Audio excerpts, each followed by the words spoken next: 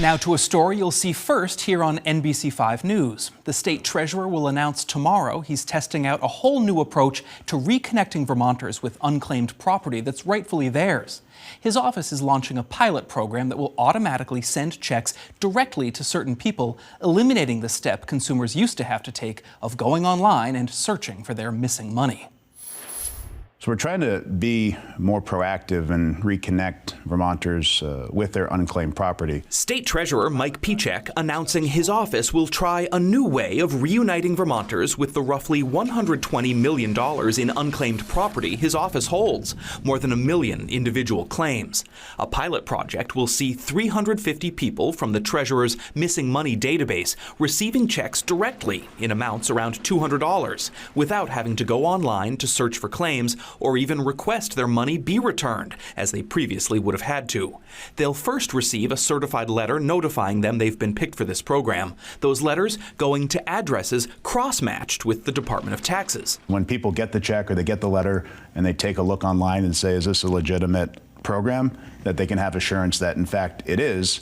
It's your money. We've just proactively sent it to you instead of you having to come to us. Pieciak says his team will analyze how many letters are accurately delivered and how many of the checks from this initial $75,000 pot of missing money end up getting deposited into their rightful accounts.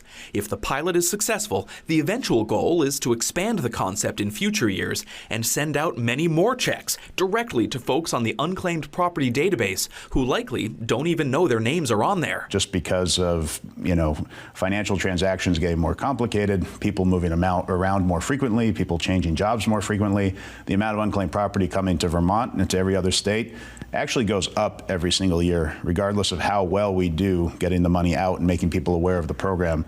The balance of our unclaimed property has been going up. So this is another sort of way of trying to, reverse that trend and try to get more money to Vermonters.